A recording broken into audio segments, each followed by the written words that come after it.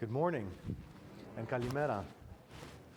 I cannot tell you how overjoyed I was yesterday when in our parish we celebrated a baptism yesterday afternoon, which is not uncommon, of course, but what has become uncommon, unfortunately, and what we did yesterday, thankfully, was after the baptism, we went all next door to the hall and we had a big, wonderful reception with the family. And given what we have been through the last 2.5 years, I can speak, just speaking for myself on a personal level as a priest, being able to see hundreds of people in our hall with live music and celebrating a new addition to a family in this particular case, but also a new addition to our church family. And being able to express that emotion fully with singing and dancing and music and food and everything else was incredibly refreshing. I found myself looking around in the hall and going, this is different. I could get used to this again. I think the combination of back-to-back weekends of the festival and that for me has been absolutely wonderful. But there's something to be said when we're not allowed to do those things because of many different reasons, of course. But the human being, of course, is a being of emotion, and God has created us that way. And so whenever anything happens in our life, we need to be able to somehow express that, whether it be with words, whether it be with, sorrow, whether that be with tears, whether that be with anything. In this particular case, the emotion of being able to celebrate a sacrament in the church and a little baby is one that elicits a great deal of wonderful emotion. And this is especially why it has become customary in the Orthodox world, and I'm sure with all human beings, right? To be able to have song and dance afterwards. Now, song and dance is something, me personally, again, I identify with a great deal, and I love and enjoy life that way a great deal. And so being able to hear this music and being able to have a little dance together was absolutely wonderful, absolutely wonderful.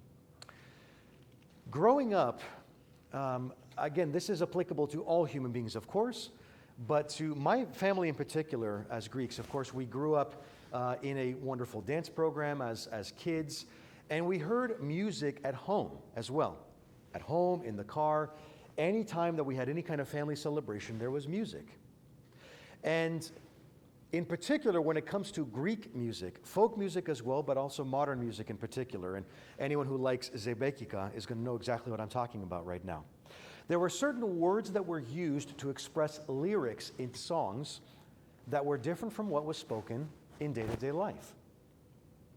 One word in particular was in a lot of my dad's songs that was not used as much spoken. In fact, I don't remember it being spoken ever. I'm going to say it in Greek for a moment, and we'll get to that in English. But it was the word splachna. Splachna. I'd never heard it before, but I'm hearing about this singer talking about ta splachnamu. And I'm going, what on earth is this? And I remember going to my uncle and saying, Theo, what's splachna mean? And he's like, he's trying to find the word in English, and he says, it kind of means like your guts, he says. And I said, well, that's kind of gross. I mean, why would this guy be singing about that? I thought to myself. But in this particular case, it's because the song was heavy and full of emotion. And the singer was talking about, again, as a way of expressing his or her emotion, talking about everything on the inside and what he was singing about. Imagine my surprise when this very unusual and peculiar word, years later, was found when I went to seminary, because it is also in the New Testament. In today's gospel, my brothers and sisters, we hear an amazing parable which represents God the Father and each of us. And according to the passage, according to the parable, there was a king who wanted to settle debts. And when there was one servant who owed him a boatload of money, the person who that money was owed to said, I'm going to throw you in jail. He was ready to throw the book at this person. But this person fell on his knees, the servant, and said, Lord, please forgive me, and I will repay you everything I have. The English translation says the master had pity, but that's not what the translation says. That's not what the original New Testament Greek says. The word was splachnisthis. Splachnisthis. In other words, the owner, the king, the master, the Kyrios in Greek, didn't just have pity. And in other translations is, his master had compassion. It's not even compassion. It's far, far, far deeper than that. In other words, the master, when the servant fell and said, Lord, have mercy. When he said, Lord, please have mercy, the master was moved into his very innards. He was so moved that he felt it inside his body, inside his bones and flesh and everything on the inside. It's a very small translation and yet extremely important because it represents God the Father. The servant asked for forgiveness and he was so moved. And he said, of course I'll forgive you.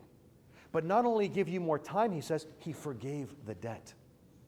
He forgave the debt.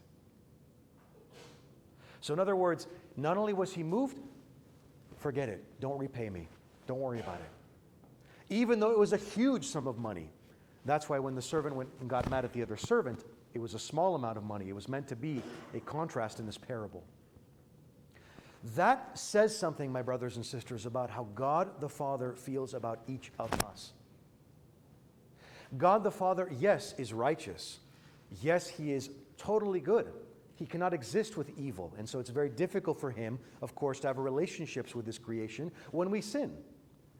But lest we forget that God is not only a just God, but is an all-loving, all-merciful, and all-compassionate God, whose mercy knows no bounds, whose compassion is infinite and forever. And so if we find ourselves, brothers and sisters, and we do, in those moments in our lives where something bad happens or something that we're responsible with occurs, responsible for occurs, and we say, gosh, I did something really bad. I don't know if this is forgivable.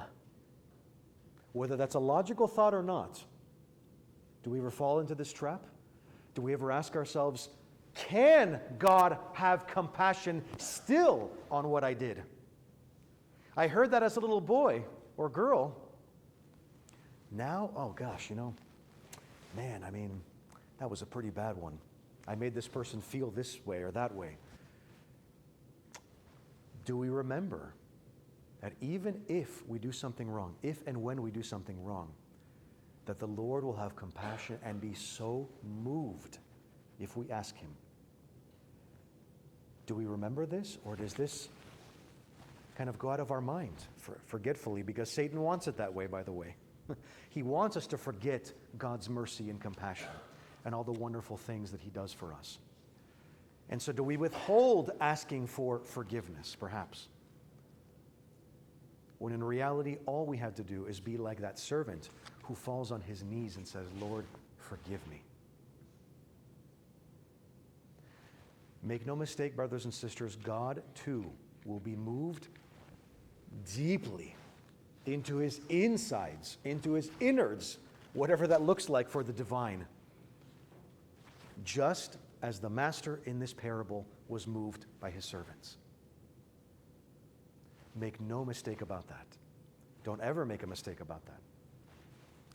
The 5th verse of the 30th Psalm says, very profoundly and very beautifully, his anger is but for a moment. His favor is for life. Weeping may endure for a night, but joy comes in the morning. His anger is but for a moment. His favor is for life. May we always remember just how merciful and how compassionate and how moved God is in his love for us. And let us always feel free to come close to him, both in the sacrament of confession, in communion, in unction, and even in our personal prayer time when we ask him for forgiveness. God bless you. Amen.